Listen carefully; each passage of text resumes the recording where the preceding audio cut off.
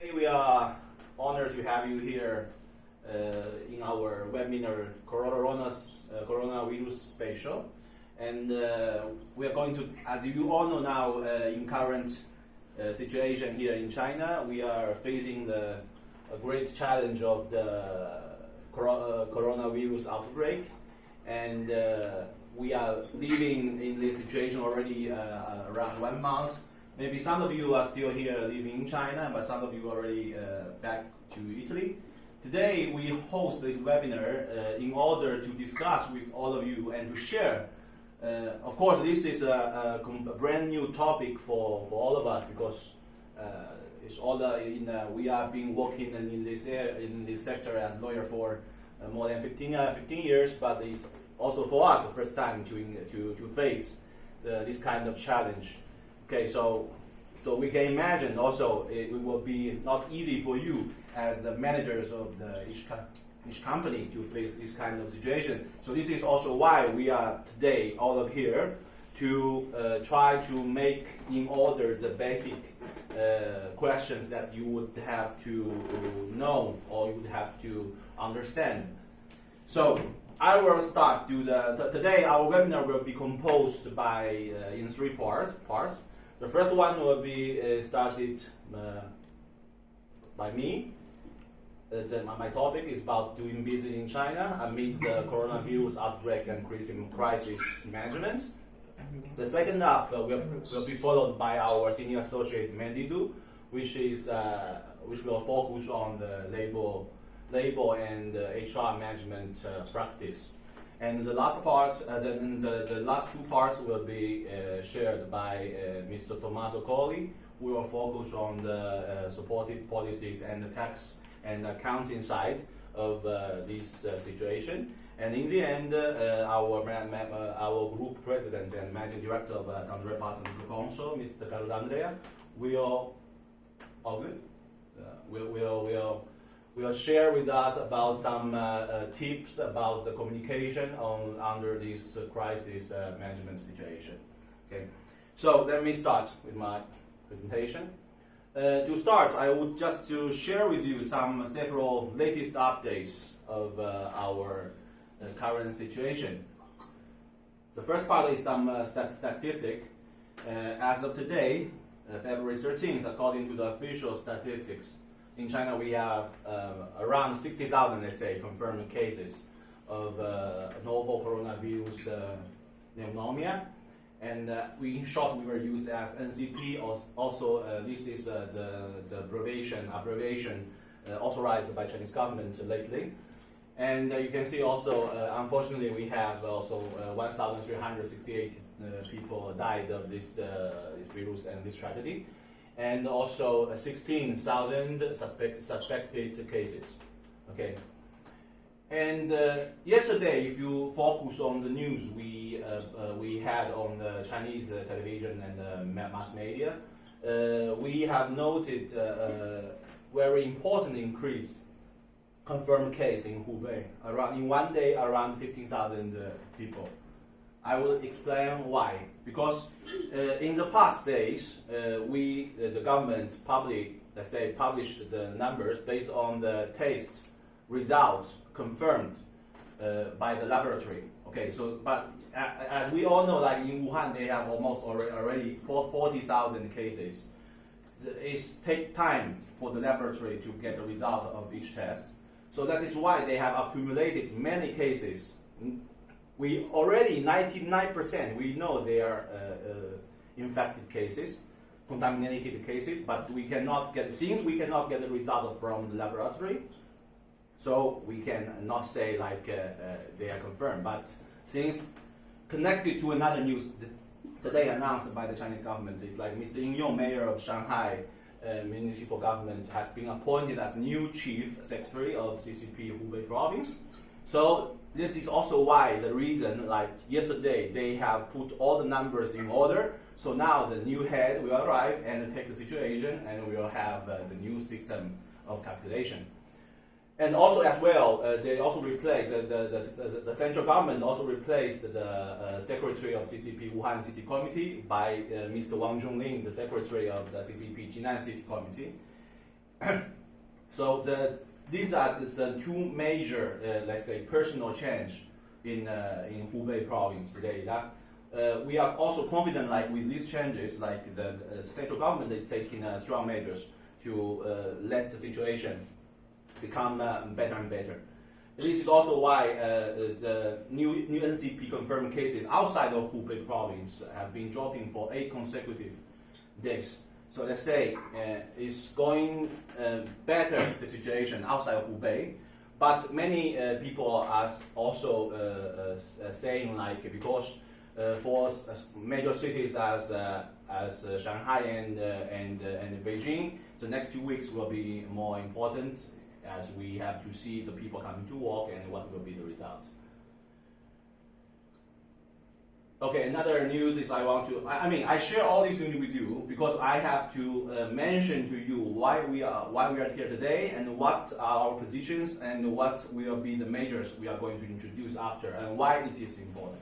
Okay, so as you can see, also you read maybe we have some awesome friends like Emmanuel coming from Wuxi. Like Wuxi rejects people from Hubei, Zhejiang, Guangdong, and from 7 provinces to enter the city. And this is also a point that, like, after we should discuss, because from central government we have one policy, but from different provinces and different cities we have very different provisions.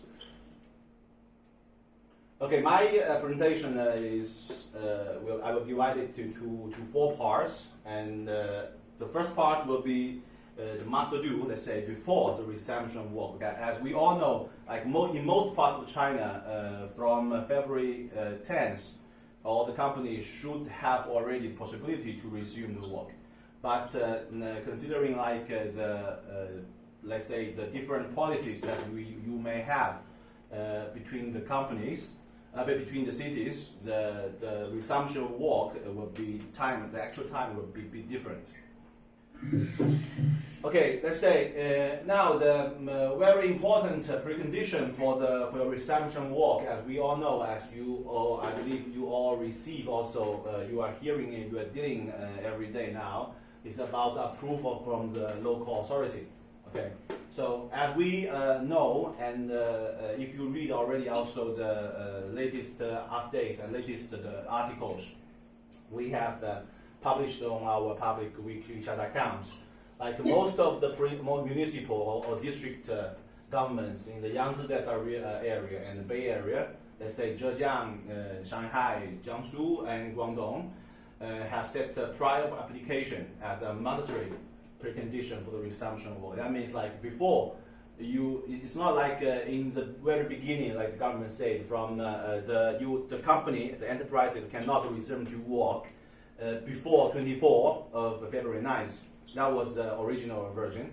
But after as the situation changed, the case is evolving every day.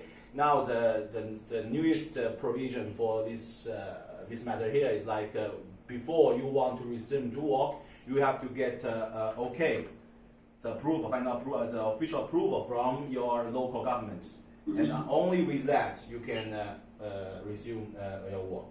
Okay. I will mention Shanghai. Shanghai is on February 7th, last Friday, published the safety reminder. Let's say they don't call it as a notice. They just make it as a safety reminder. But in this document, it's also provided the guidelines for the resumption work. And also approval is confirmed as necessary in such document. And in the district level, after or even before the announcement of this safety reminder, already they published every, let's say, guidelines or the work resumption approval systems for the companies to follow. So therefore, in order to have the resumption work, your companies need to first file an application. So how you file this application, you must do several things. To follow a list of the doables, let's say, suggested or let's say required by the government. Okay. After we will also analyze one by one.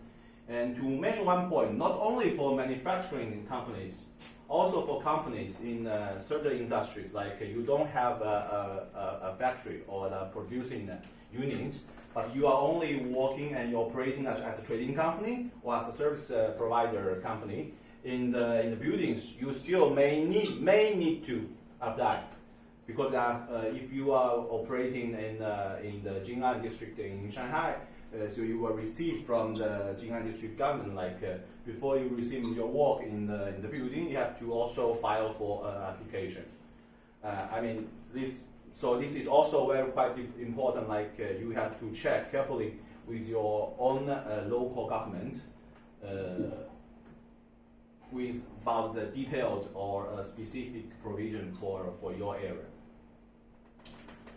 Okay, as we said before, the schedule for the resumption work will differentiate based on the company industry classification, but more or less will be similar. For manufacturing companies, they will ask you to provide the list of your employees, where they come from, where they have been the last 14 days, this information here, and let you to provide documents specifying like what you have already prepared in case of emergency happens in your company, and what kind of protection resources you already put in your company in order to keep your employees safe when they are working. So this we will analyze also in the following PPT. One important thing here is like as in all the emergency situation here in China, the government is always wants your companies to appoint a responsible person, okay, under this kind of situation, and in case it was something will happen, and this person will be, let's say, the first responsible person, as in many cases. Maybe for this kind of situation, you already have some experience in the past. For example, for the work safety issue, the Work Safety Bureau always requires company to establish a leading group with always also one chief leader as of this group to be the safety responsible person of the company. So this will be merely the same, and usually they will require your company to put the legal representative as the first responsible person. It also has been also requested by some of our clients for our consultation. And also a commitment letter would be necessary for the application of the resumption of work. So, but we kind of remind you here, when you sign this commitment letter, because the text usually is a format provided by government, but in order to be safe, we recommend like you consulting also with your consultants to be better, let's say, write this kind of document before submit to the government. And another point, like we want to mention, like is a must do, that we believe you should have also taking this opportunity to establish an internal control system, a better one, to prepare necessary contingency response mechanisms and materials. And after, we will introduce also this part. The first part about the epidemic prevention measures for resumption, let's say these are all the preconditions like you have to fulfill before you can resume your work, like before you provide the application for approval to the government. The first part is about collection and supervision of health information of all the employees. I believe this part already most of you are already doing it, or at least your HR department is helping you to do this. The important part of this work is to monitor and trace the movement activity in the last 14 days of the employees, where they have been, and if they have in contact with potential or confirmed NCP cases. Okay, and also to report current physical situation condition of your each employees. After the resumption of work, companies should also continually carry out. That means like one time if you finish one survey and you provided documents as a declaration to the government, does not mean like you can stop. Like you have still to monitor on a daily basis the health information of all employees, because once they are in your room under your custody, the company is liable for anything happen during the work. We suggest also to consider digital methods such as because we know some of the companies are using still the, let's say, the old-fashioned way, use Excel to collect information. But we know, like also on the WeChat mini programs, they have some of these kind of functions. Like you can do this all on online in digital way. Okay, that one would be a very frequent, let's say, question I encounter these days for our clients. If I come back to China from abroad, shall I stay at home for self-quarantine for 14 days? Okay, so first thing I want to clarify, for all region, all Chinese territory, now in 31 provinces we have first level public emergency response. But in every city, they don't differentiate the new arrivals from because you are foreigner or you are Chinese. They only differentiate like you come from outside the city, or you stay in the city, or you come from the, let's say, the most important epidemic region, like Hubei province. Okay, so it's irrelevant regardless of whether foreign or Chinese or from abroad from other province. So it will be the same. Let's take Shanghai, for example. For those who have present symptoms as coughing, fever, okay, so if you have these symptoms, you have for sure go to the hospital to make a test if you have been infected by the novel coronavirus. If so, you should be isolated and receive treatment until recovery. This is the first case.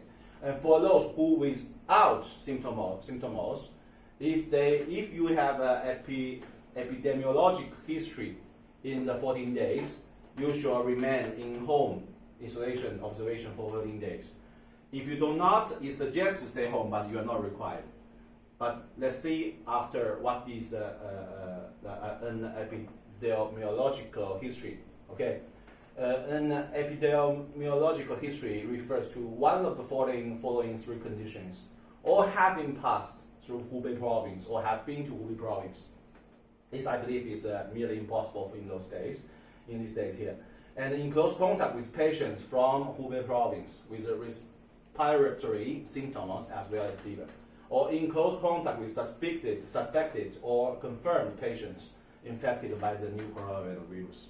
These three are, let's say, so actually, also let's take Shanghai, for example. If you come back from abroad and you don't have an epidemiological history, usually you are not required, for the municipal regulation, you are not requested or required to stay home quarantine for 14 days. But actually, many of you may already have received notice from the compounds or let's say, the local government organs where your compound is located. Like if you come outside from Shanghai, you should stay home for 14 days quarantine. So this is also is happening. It's in different.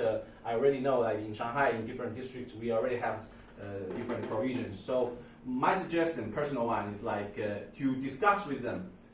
Like, do not say no because like the municipal government says so because I don't need to stay home. Negotiate with them, discuss. Like I have been here only maybe in Italy or in Germany or in France. I have never in contact. I can make a declaration, and I have for work reason I cannot stay home for 14 days. And try to do it this way. Do not say just directly because as the law provides like all the government epidemic control measures should be followed. Otherwise, you will have, let's say, violation.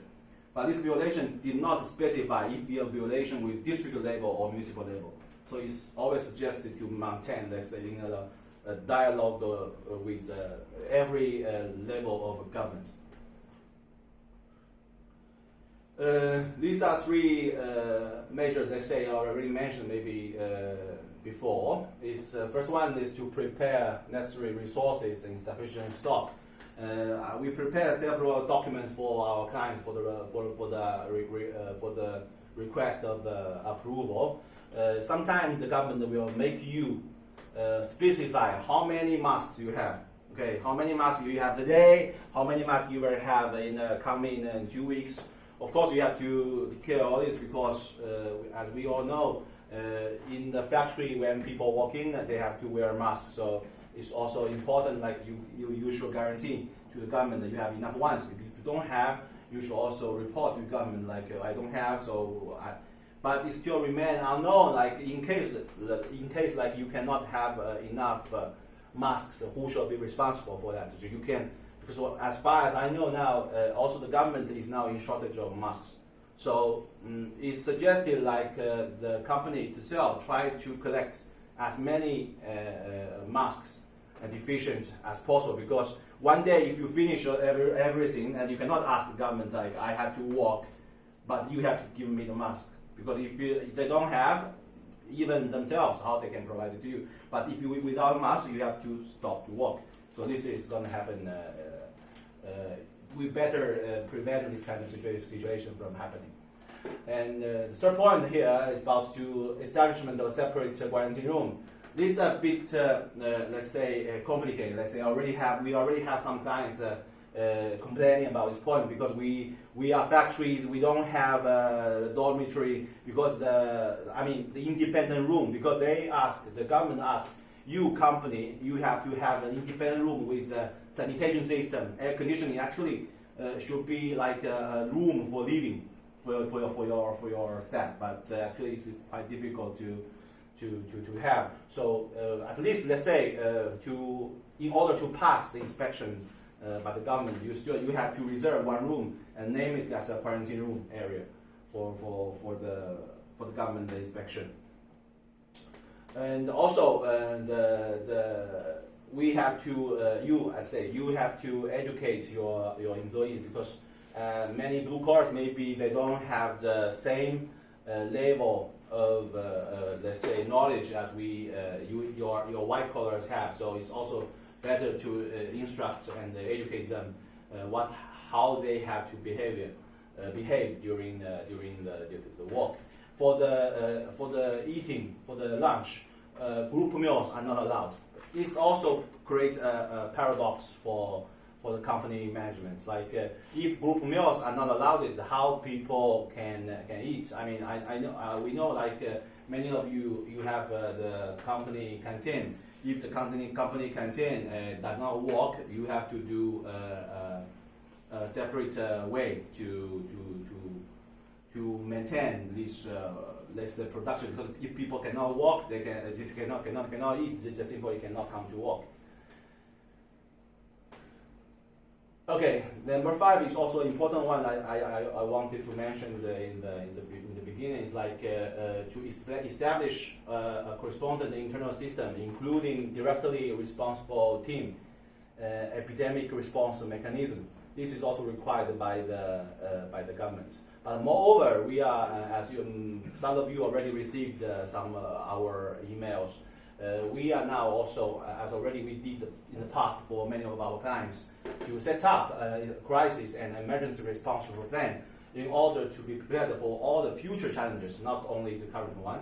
And with such plan, details like you here say, like emergency evacuation strategy, information acquisition methods, and crisis management team. These are all the content like we can help you to elaborate and to have this kind of plan in order to provide can be help in stabilizing the situation in case of an emergency in the future. This is also an important question, like we that we receive from our client. What if the infection is discovered within the operation premises? Let's say, as per the National Health Commission on February 11th, announced during a press conference, like they already said, the individual infection case will not naturally lead to shutdown of the business. So let's say the company can be influenced, let's say, in somehow, because all direct contacted people shall be removed in quarantine for medical reason for 14 days, but the company can still keep the operation. But of course, as we all know, like the details we won't know now, because this is only a principle given by the National Health Commission, but all the details we shall refer to the local government how they will react. The impact on the commercial contracts, as you already know, like force majeure will be the main topic here. Main topic here we have to consider, because many of you now will have the problems of performance of the contract in the current day, because the delay of resumption work, the delay in the delivery of raw materials. So these all will have impact on your contract's performance. As a time issue here, I won't mention all the parts here, but one important thing is I want to mention the NCP will not be naturally qualified as a force majeure incident. Okay, so it shall be assessed together with the actual contract performance, how the contract is written, and in which sector is the contract is about. So if you have this contract pending, let's say signed before the epidemic break or due to the epidemic situation, the work resumption and the supply of raw material have been delayed. Okay, we can say the force majeure could be identified and confirmed. But one thing you have still to do is to send a notice to your client for non-performance due to force majeure. This is provided according to the Article 118 of contract law. So it's not like you just let it go. I mean, everybody knows, so we don't do nothing. But you still need to do a notice. Okay. The supportive policies for easing the burden on enterprise, this one are main. Let's say we just highlighted several points for your consideration, but the main part, the main content will be shared by Tommaso Colli in his speech. Okay, so now we will have the second speaker, Mandy, to talk about the labor and HR part, practical advice. Okay. Good morning and good afternoon, ladies and gentlemen. Firstly, I would still remind every audience to kindly mute yourself to make our webinar more quiet and to make every audience can clearly hear what we say. Before I started, I just give a very brief introduction on the topics that I want to talk about today. In continuance of Matteo's introduction, I would talk something about the HR issues regarding, in particular, the salary payments and also the delayed resumption of work. If you have any questions, please, in the last of the webinar, we will have 10 minutes for us to raise your questions and to have any comments. So regarding the salary payments, I believe most of you have known that due to the epidemic situation, the Chinese government has decided to extend the Spring Festival, as well as most of the cities have decided to resume the work, to delay the resumption of work.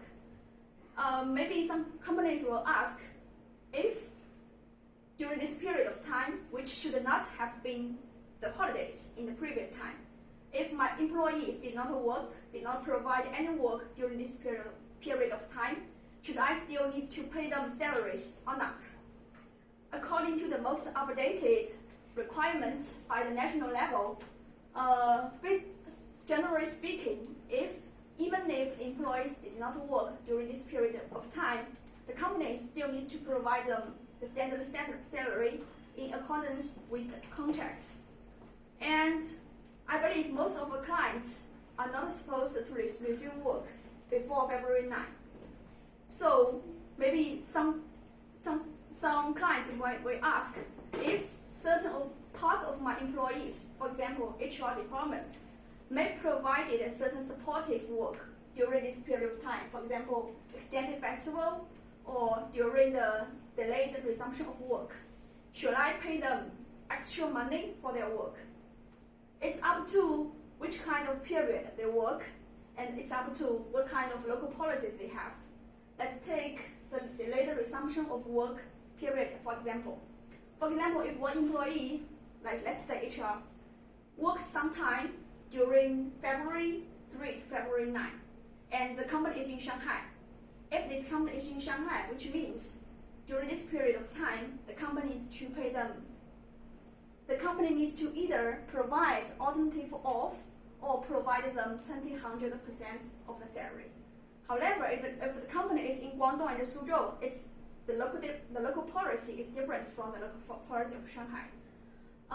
If employee works from February 3 to February 7, the company only needs to pay the standard salary as the usual. He does not have to pay the extra money. So when you have any cases, and also the local policies might be various from time to time. So whenever you have any specific cases, always let us know, and we can help you to analyze case by case.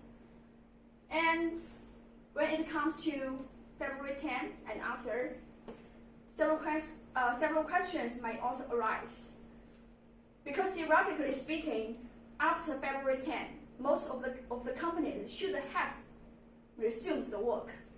If everything is perfect, if everything is ideally, which means that the company resume work on February 10 and the employees resume work on February 10.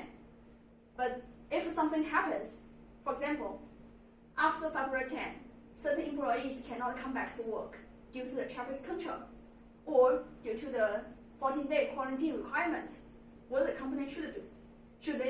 Should the company pay them salaries as usual, or can the company cut their salaries? Based on the most updated requirements, this is a general principle. Firstly, we encourage or we suggest the companies to negotiate with the employees, ask them to take annual leave or the personal leave, to use the annual leave first. And if certain employee does not have any annual leave, or all the annual leave has been used up and he or she still cannot come back to work, what will be the minimum requirement by the law in terms of the salary payment? According to the law, if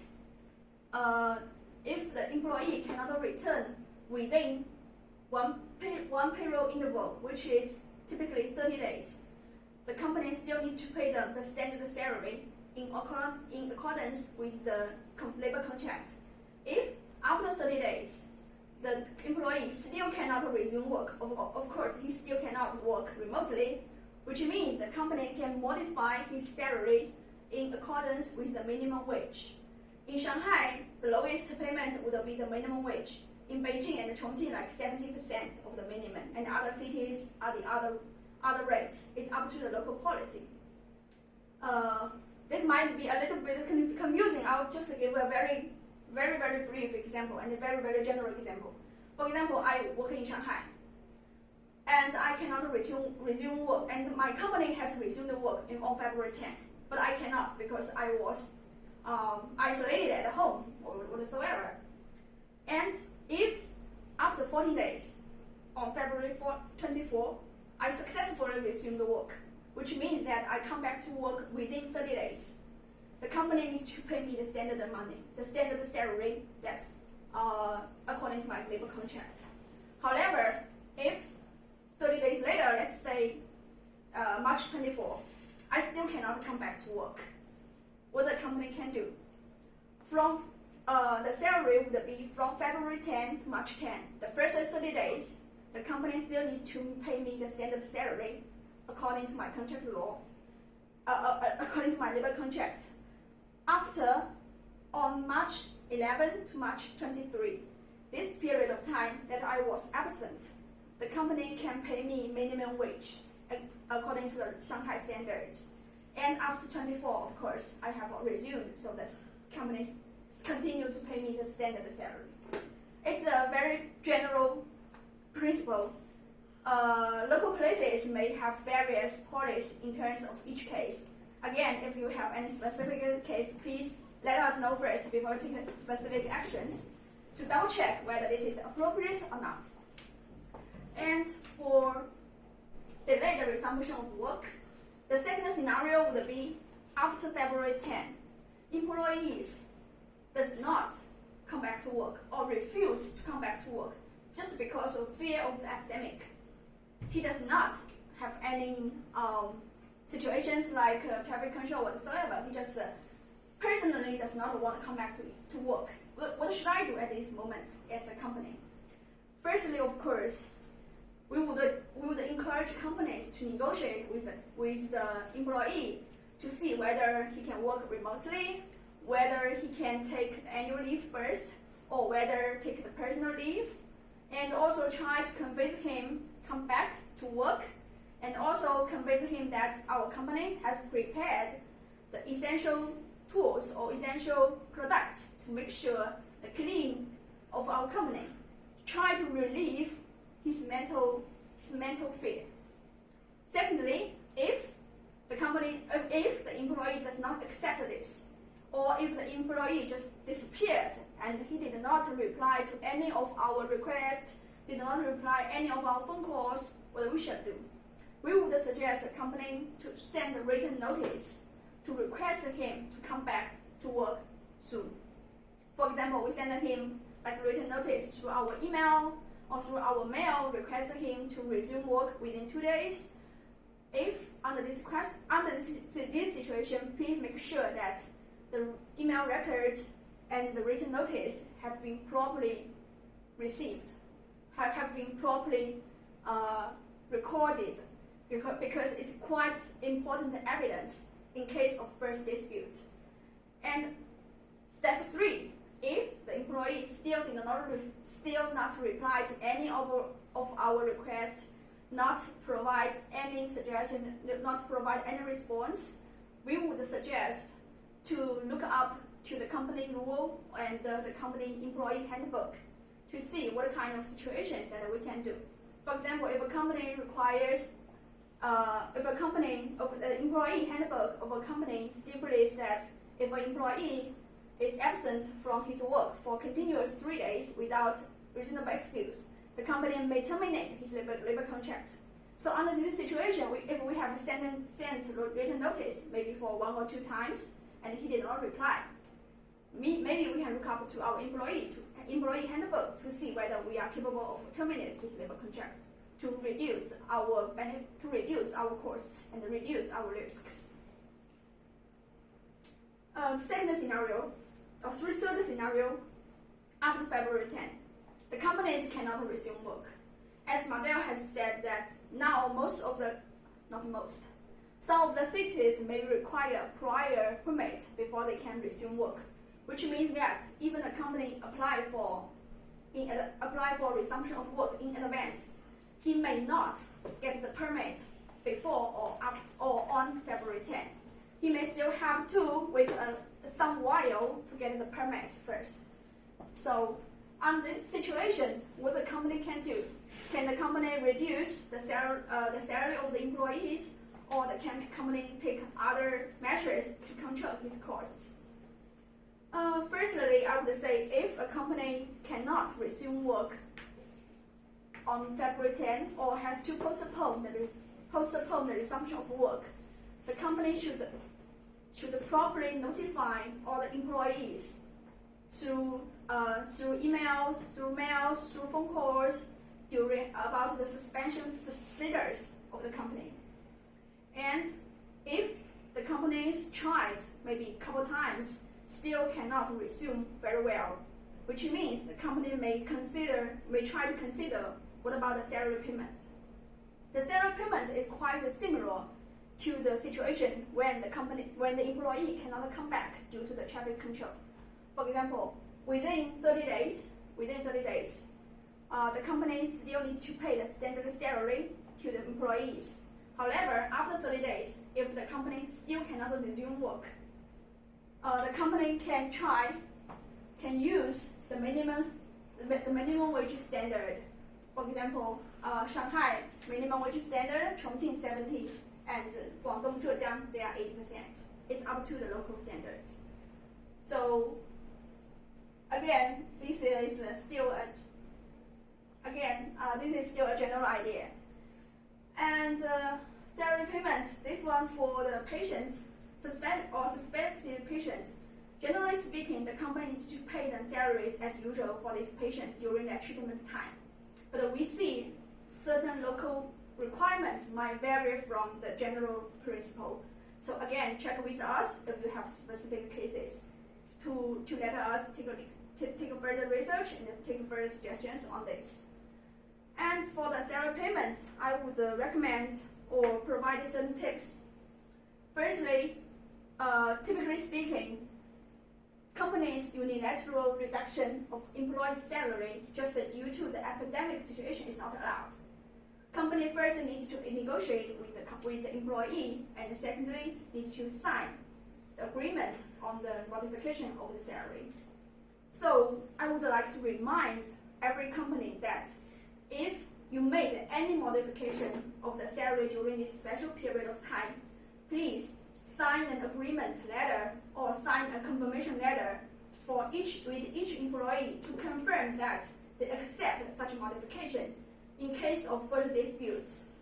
Otherwise, the employee may challenge the decision of the company to modify their employees, and which might lead to the labor arbitrations, like whatsoever.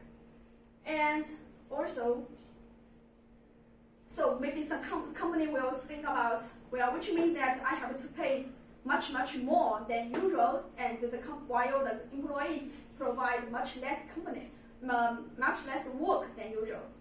On this scenario, we understand that it is not easy for the company. So now we provide a suggestion, like maybe company can consider to implement the comprehensive working hour system. What is comprehensive working hour system? It typically applies to the seasonal workers. For example, for agricultural works, for tourism industries, and typically it is limited, and not all the companies, not all the employees can apply for such a system. The good part of this system is like the working hour could be quite flexible. The company only needs to pay attention to the average working hour for each season or even each year to make sure that the working hour does not exceed the legal requirements. A very, very brief example. For example, a very, very brief example. Just a comparison between the standard working hour system and the comprehensive working hour system. For example, I work only 10 days in February, and in standard working hour system, if the company requires me to work more hours to reimburse my workload in March or in April or in the following weeks, which means the company has to pay the employee extra money for the overtime salaries. However, under the comprehensive working system, as long as my average working hour for each season, for example 4 months, or for each half year, or for each year, does not exceed the legal limits, the company does not have to pay me extra money, which means I can reimburse the working hours that I worked less in February in my following months without cost extra money for the company. We already noticed certain local policies to encourage companies to apply for this system and to expand the applicable scope of this comprehensive system. For example, Suzhou has already issued the policy that every companies that are infected by the epidemic situation can apply for this comprehensive working hour system before the end of 2020, and the documents will be quite simplified. So if you have any assistance, or if you need any assistance to know more about this system, or to know how to apply for it, feel free to let us know. We can provide you further suggestions. And this is basically what I talk about today. Again, I would like to emphasize that today what I talked about is generally speaking policy. It's not applicable to each case. So if you have any specific questions, please let me know, and we can provide you specific one case by case examples. Now I will pass to my colleague Tommaso to discuss the next topic, subsidy. Thank you. Thank you, Mandy. Hi everyone. Good morning, good afternoon, good evening, good whatever, depending on where you're located. It's my turn now to give you a little bit of understanding on mostly on subsidies and local or general government incentives. So I will try to sprinkle, say, a little bit of positivity considering the situation. And I promise I'll be briefer than my colleagues, considering I'm not a lawyer. Okay, so as I said, my topic is divided basically in two parts, subsidies and incentives. There's several of those, and depending on where you're located, there might be specific local ones, or there might be just the general China-wide ones. In general, the goal of these subsidies and incentives is the one of obviously trying to lessen the burden onto companies and onto individuals in this specific situation in which most of the activities are blocked, or at least at a lesser speed. They're working at a lesser speed. The action again is the one of trying to fight the so-called epidemic war. And in particular, you will see that the general incentives and subsidies are mostly related to the social contributions and to the ways of financing, but there's also some other specific ones that might relate to specific companies or specific individuals or professionals.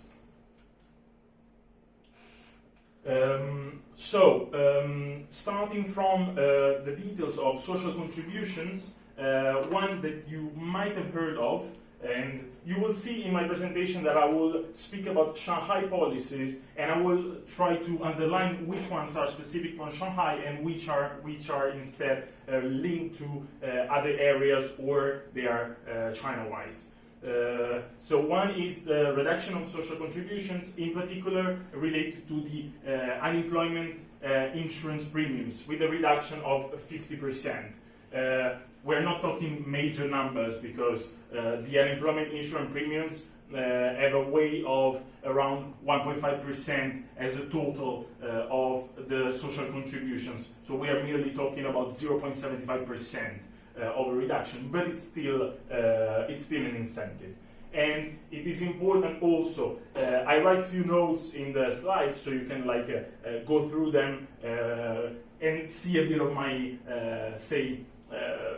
thinking over the policies. So I wrote down a note of saying we have to try to understand who exactly qualifies for this, and also what's the period. If it's only a few months, say maybe January to March or to April, or if it's the whole 2020, because this is not yet clear.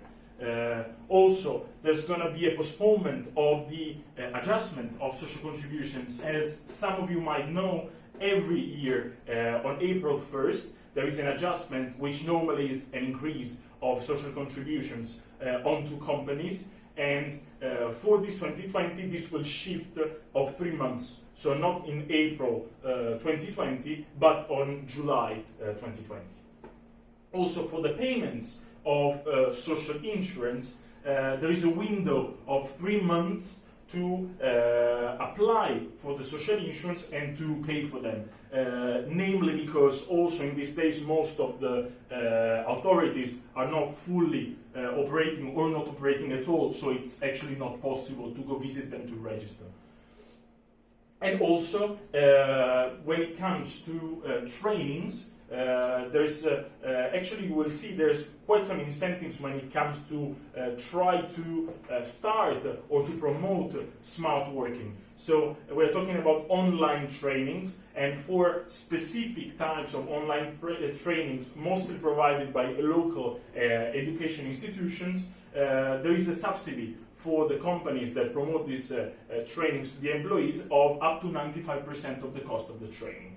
Again, there's a note, and which is related to the fact that these trainings have to be done during the suspension period, which is not yet clear how long it is, and also which are exactly the eligible trainings, so the topics and whatnot.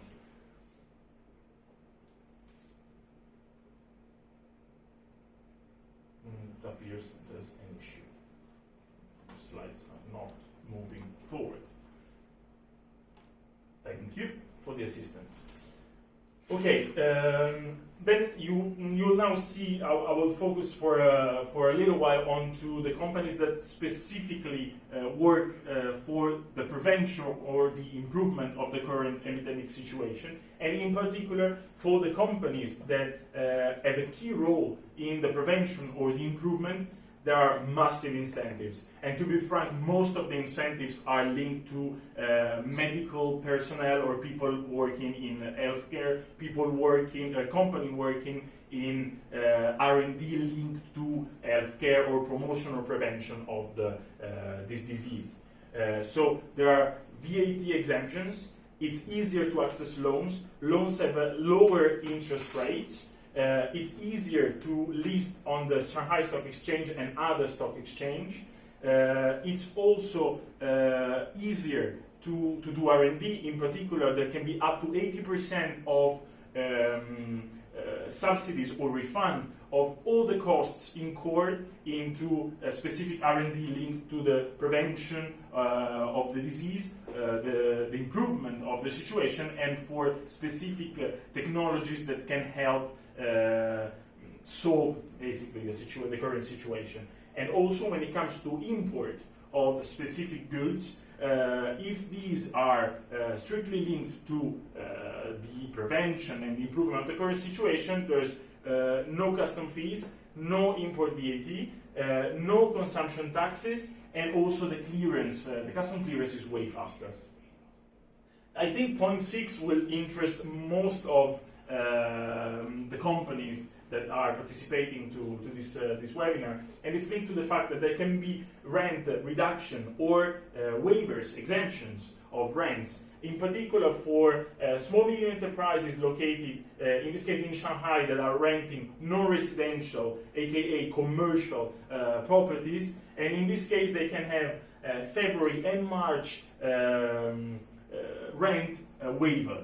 And also there's a strong encouragement to most of commercial buildings, shopping malls, industrial parks, and other relevant buildings, entities, areas, and parks to reduce or waiver the rents, especially to companies they mention that are under specific stress. So under they say that those that are specifically strongly hit by the current situation. So this again is a point that has to be clarified, like who is strongly hit, how much has to be the loss or the reduction in revenues or whatever the KPI is.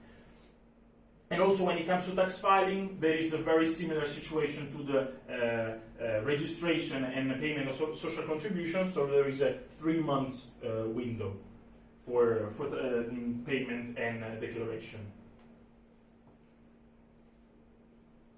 There are also some general tax incentives. In particular, there's one that is extended to all China, and it's linked to the fact that companies that have been incurring into annual losses and that will incur in annual losses in 2020 can carry forward this loss, not for 5 years as it is per corporate law and tax law, but up to 8 years. This is one portion, and also specific medical workers or anybody that is strictly linked and strongly helping in solving the current situation can have a complete exemption of IIT, both on stipends and also on annual bonus.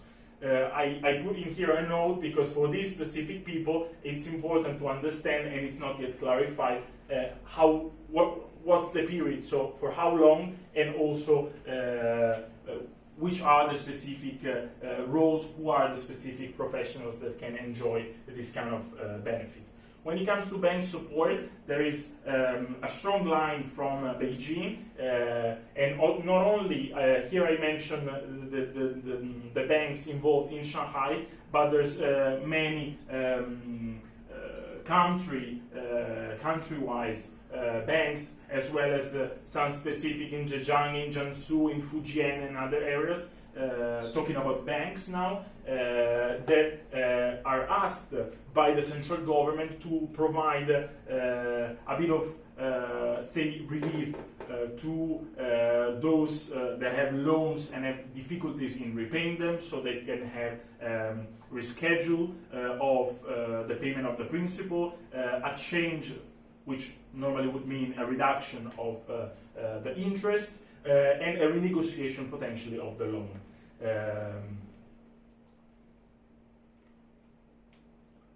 Also, when it comes to medical insurance premium, in this case as well, there is a reduction of the portion that has to be paid by the employees, very, very similar to the situation that we talked about in the beginning for another one of the pillars of the social contributions.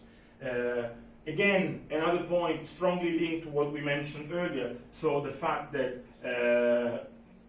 high-tech and new technologies and everything that is linked to R&D in prevention of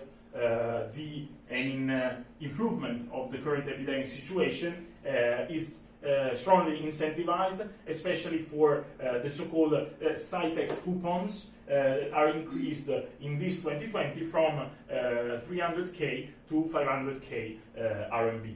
And also, again, when it comes to smart working, what I was mentioning earlier, telecom operators are encouraged to provide free services for up to 6 months for those companies that want to do smart working.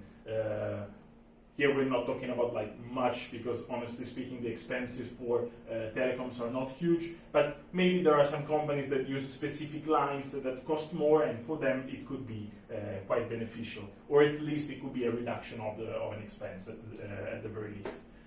And finally, since we've been talking in the past months a lot about corporate social responsibility, there's one point that is about the credit situation. So for all those companies that have issues in paying the suppliers, receiving the goods, and in general in presenting a cleaner sheet when it comes to the balance sheet, the asset part of the balance sheet, as well as the liabilities, there can be renegotiations of loans, and these companies, even if they present worse balance sheets, they will not be blacklisted as bad creditors. As I was saying along the presentation, I presented some relevant policies, subsidies and incentives linked to Shanghai. Most of those that you have seen apply at the very least to these areas as well that we specifically checked. So Beijing, Jiangsu province, in particular the cities of Suzhou, Taizhou and Yancheng. Zhejiang province for the cities of Jiaxing, Hanzhou, Huzhou and Ningbo. Shandong province, Fujian province when it comes to Fuzhou and Quanzhou, and also Jiangxi province.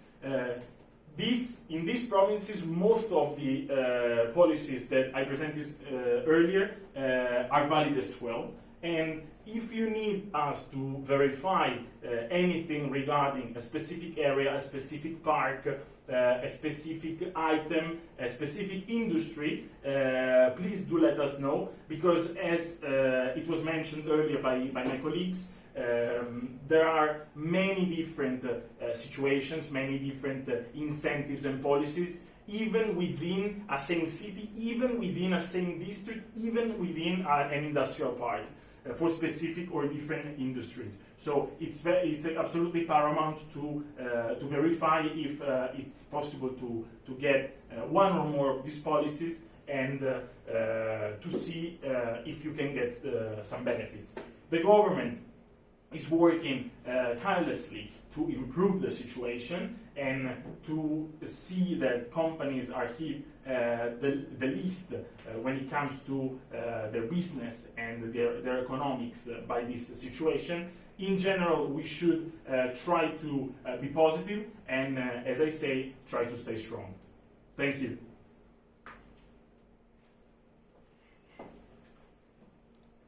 Grazie Tommaso. Thank you so much also to the other speaker. Thank you to our clients and friends in line. We are arriving to the final presentation regarding the communication.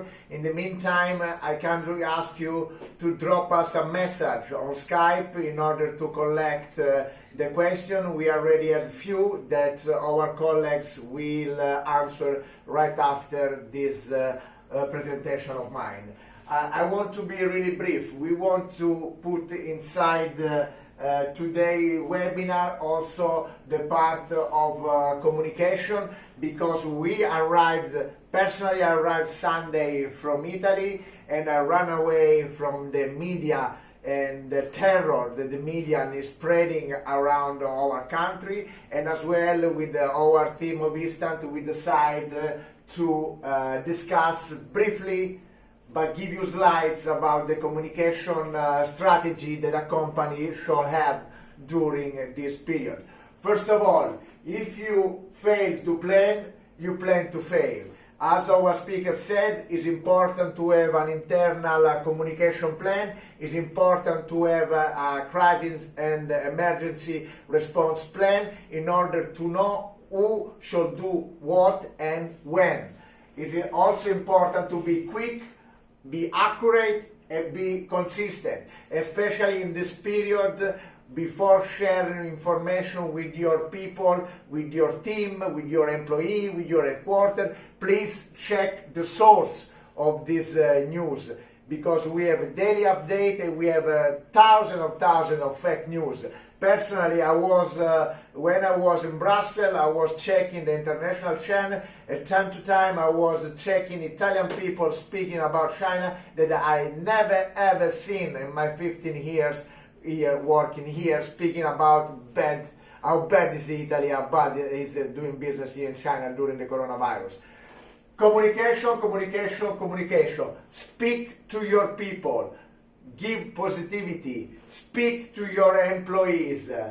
Tell them if they have any concern, they have to talk to you, and they have to talk with your HR manager. Show empathy. Don't say, it's nothing, it's going to pass. There is a problem. Our Chinese friends are terrorized about the coronavirus, and we have to implement a communication strategy in order to bring them some comfort. Mental and empathy.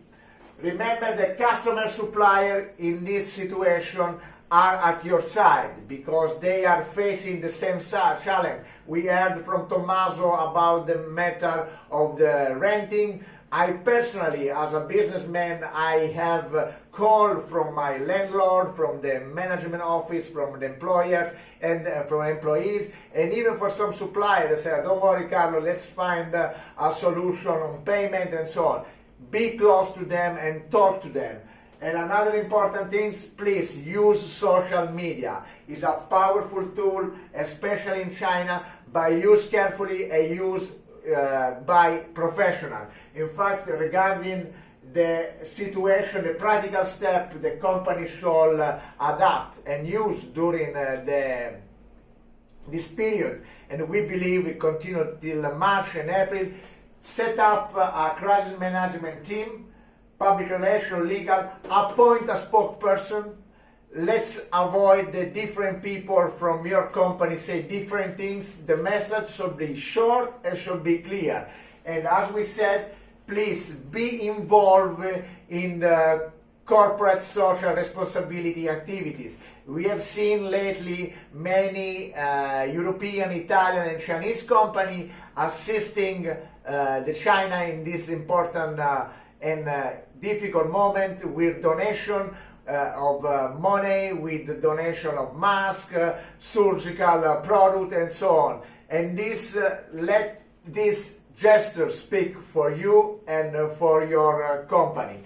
Indeed, it's really important that you shall have a professional to help you in do this. But the main words that shall pass is positivity, empathy, and that this dark period will pass soon. And remember, during crisis, there is no place where you can hide yourself. Crisis always will find you. Therefore, be ready to face it. Thank you. And said so, I would like now to call our colleagues here on the stage in order to answer to the question that we have receiving from our member, and especially on the part of HR. I saw it. Is that correct, Matteo? Please, Yes. if you can say which kind of question you received. I already see one question from one participant, like asking if company can arrange annual leave to the employees during the 14 days quarantine time. So again, this is the most confusing part of our policy. This quarantine 14 days. So actually, we should look first to the reason for which the company, the employee cannot come back. If it is for the government, let's say compulsory medical quarantine, because this person, let's say, had epidemiological history. Let's say he was passed in Hubei or in Wenzhou. Also take a note, like in different provinces and different cities, the definition of epidemic area is different. Sometimes some cities only define the Hubei province as it is, but some cities refer also to Wenzhou, to Zhejiang, to Henan, and some cities in Henan. So let's say if it is required by the government, let's say all the employee can show a document certification issued by the local government saying like you are prohibited to leave the city due to epidemic control. Under this case, you are not the company cannot use, let's say, annual leave to the employees to not pay the salary or to just not let the employee use annual leave in other circumstances.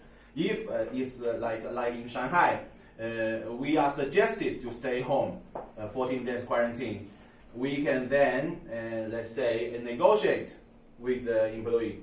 If he prefers to stay home for 14 days as suggested by government, then we have a mutual agreement. Then we can use the annual leave in this way. Thank you, thank you. Now we have a really interesting question. Of course, after we'll open the stage for all people that is attending this webinar, also to share some experience, because we know that a few of you are already open, and thank you to keep us receiving the message. So this is from Ermanno Vitali. What does it mean? Make sure to have enough mask. How long do you believe it's going to last? I mean, which kind of measure a company can take? How long it lasts? Let's say it would be a difficult question. I mean, even like you would ask the top experts in China from the central government, they cannot say. Mostly they are saying like it's gonna. Let's hope it will be end in April or in May, but it lasts sometimes. To have enough mask means, like as I said before, according to the prevention control measures, if you don't have mask for the employees, while they are working in the company factory is a violation of the regulation. So technically, also the local government can order you to stop the production.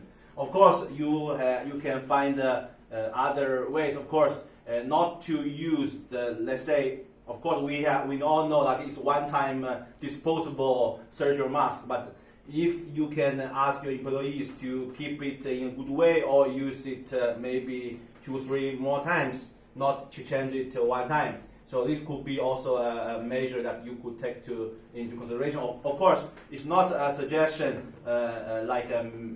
from a doctor, but let's say in practical way, you could also consider this as a possibility.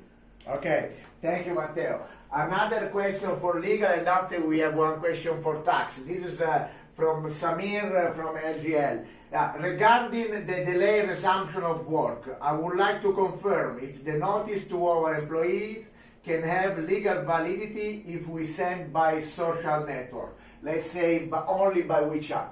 This year, the Supreme Court, Chinese Supreme Court, also issued a notice which has, let's say, further enhanced the validity of digital evidence, including WeChat message. So if you have a company WeChat group, feel free to use it to share all the important notice that you would have. And of course, I believe it will be useful to spread messages in order to avoid any contact in person with employees. Thank you. Now I have a question for Tommaso on the tax point of view. Regarding the Social Security payment, already confirmed that will be postponed to July 1st. The company is based in Wuxi, Jiangsu. And when we can know exactly the condition for the delay in the tax filing? I know that is a question that you have a crystal ball in order to see, but I know that you have been doing hundreds of calls in these days. Yes. Please tell us something about it. Okay, for the postponement of the adjustment of social contributions instead of April 1st on July 1st, it's confirmed and it's nationwide. So this is confirmed definitely also for Wuxi. For the tax filings, it should be confirmed also this window of 3 months, but we can further check if applicable also to the city of Wuxi or to whichever other city.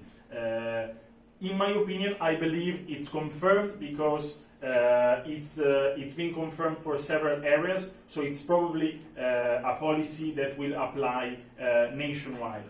In general, right now we already have a postponement of the declaration of taxes on February 24th, which has been already confirmed a couple of weeks ago. We do not know if the tax declaration of February can be further postponed onto March. But it's highly likely going to be the case because, as I was mentioning during my presentation, most of the authorities are not working yet. So if you have no option, like no possibility to do the tax declaration, of course, you will not be liable for a delay of such tax declaration. Thank you. We have many questions, but before to continue, I would like 1 second to have an experience. Shared experience. We have with us today that Mr. Simone Trazzi, COO of Uffice-Ofima group here in China, that he would like to share the experience of the Uffice-Ofima that you told me you reopened, right, Simone? Yes, ciao Carlo, and ciao to everybody. Yes, we reopened correctly on the 10th of February. Uffice-Ofima, as you know, is a big group which has 6 plants in China, and 4 of those are in Shanghai, and all the 4 plants in Shanghai are already reopened. Right now we have a workforce which is around 40% already in place, and on top of that we have many employees which are already working. Some of those, the majority, are working home-based because this is our procedure and guidelines for this in the next week. But generally, we were able, following the procedure that you have presented before, to restart the operation. Of course, not without many problems, but please tell us about this. It was complicated to prepare the documentation as we met, because we do the paperwork. But after, we know also you should have received a visit from the auditors. Is that correct? In order to come to check if you put in place the rules. Yeah, that's correct. You need to go through the procedure, present many documents. It looks like 11, 12 different documents, which is HR, EHS, and many others related to safety. After that, after the formal approval of those documents, you will also receive a visit, which is, it looks like an audit in all the sites where you're supposed to reopen. And then if you get the official approval from government, you can really reopen. On top of that, I want to remind that, by the way, since we were one of the few companies that restart in Shipu, we received many audits during the days. Practically every day we have government which is visiting us, auditing us, giving even suggestion how to handle some topic related to safety and security. So we are in a daily contact with them, because now they are visiting us every day, and on top of that they are checking very strictly the list of employees that are currently in office and working. And what about your supply chain? Can you get raw material? Well, that's a critical part of the story, because many of our suppliers did not yet start to work, or even they start to work. Unfortunately, they are not able to deliver. Of course, you know the condition of Zhejiang, which is one of the provinces in south of Shanghai where we have many of our suppliers, and those still very difficult situation to deliver parts. So we rely on our stock. We decide to open even because 50% of our business is export, and for those we are even struggling to find air freight shipments for Europe and US, and that's not easy at all. And the supply chain and supplier base is the main difficult part right now. Thank you, Simone, to share with us your experience and Sofima experience. I kindly ask to also the other colleagues in line, if they want to share also their experience in Zhejiang or in Jiangsu, please feel free to put your name and we will be back to you. But now I want an interesting question that I would like to share. Is about business trip. Yes. Like one question about business trip. Are there any restrictions about letting people travel for work between China, or just the company should decide that? And besides this, should the employee be kept 14 days in quarantine after when he's back to Shanghai? Okay, so again, we are coming back to this quarantine problem here. So actually, this is a good question, because I answer also to a lot of friends these days. Of course, now the company is still can freely decide whether to send their employees to business trip. This does not change. But the problem here, we should verify to each city's requirement. For example, in Chongqing, as far as we know till today, Chongqing government still maintains restrictions, like all people coming outside from Chongqing should stay home isolated for 14 days quarantine. So what does it mean? So the same happens in Wenzhou city, which is already let's say almost the same as Hubei, as epidemic area. So an interesting case would be if a company from Wenzhou sending their people to Chongqing. So when your business people arrive Chongqing, according to the regulations, they should stay in hotel for 14 days. And after they can freely walk, they can walk maybe 3-4 days, and they come back to Wenzhou. They have to stay home another 14 days. So it means like you make a business trip to let people walk 3 days, you have to keep them home or in hotel for 28 days. So actually this would be a problem. But of course, this is only an extreme case. In most cities, like in Shanghai, we don't have actually a requirement for people to have to stay in a quarantine if you come from outside Shanghai for 14 days. So we should verify case by case. So it is quite depends on from where you have your company people and from to where you would like to send them for business trip. Thank you, because this is a quite interesting point. First of all, as your lawyers, we would suggest to try to avoid as much as you can at this stage to do business travel. I know that the business that you have to be close to your partner, close to your client, but this time you can have lots of restriction and lots of trouble. I would suggest to see the development of next week in order to see when China will be back to work, if and how is it the effect on coronavirus. But for example, we have some clients that they are moving and transmuting every day from Shanghai to Jiaxing by car, and they have to present the paper in which the company is authorized to be open, and the paper invitation letter that they work in that company to go in. Instead, to come back to Shanghai, they have to show the lease contract at the toolbox of at the tool area of the highway. So, thank you, Matteo. Now I would like, one second, a question about commercial contracts. The supply chain is still quite blocked. Assuming that we can't follow customer demands, Beijing already released or not a formal communication to support small medium enterprises in front of OEM? We come back to the problem that Simone was telling before about the supply chain, raw material, and this is coming to Federico Bonotto, CEO of Five Group in Suzhou. Yes, actually, this is also a major problem, like all the production manufacturing companies facing now today. Because all the let's say the smaller it is the company, the more influence they will receive from this epidemic situation.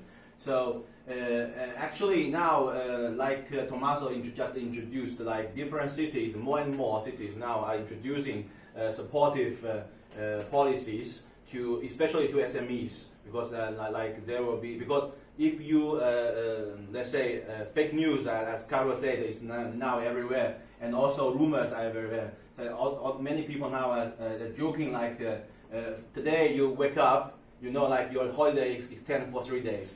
Tomorrow you wake up, is extend another 14 days, and after two weeks you come to your office, your company is already closed.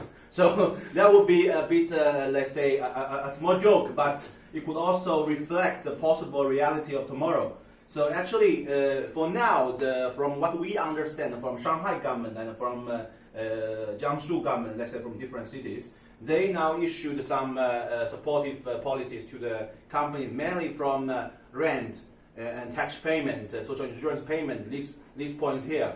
But actually, as Tommaso said, this merely it can limitedly help, but not cannot provide great support to the company. So, for example, also for the rent-free policy, it's not cannot provide a subsidy to every SME that have a rent issue, but only to those who rent premises from the state-owned enterprises. So the help, let's say, could be quite limited, but we look forward to know more from the central government with this regards. Thank you, Matteo and Federico, for the question. Now we have another question regarding salary. So I would like our Mandy to come back here. Is about the increased salary is due even if we do smart working. How to verify this and how to sustain the rights of the employee or of the company? Okay, thank you, Carlo. Thank you for the question. For the salary payment, as I introduced in the PPT, working from home, working remotely is typically regarded as a normal work, which means that the company needs to pay the usual salary for the employees that are working from home, no matter they work after February 10 or earlier. If employees working earlier remotely before the February 10, it needs to refer to the local policy to see whether they need to pay extra money But after February 10, if employees work remotely, which means that the companies to regard them as work normal, and the companies to pay the standard salary in accordance with the labor contract. Thank you. Thank you, Mandy. So, we are now at the last question. I would like to open the microphone to our people and friends online in order to see if they have any other question or if they want to say something about their experience in the reopening or the challenge that they are facing in this period.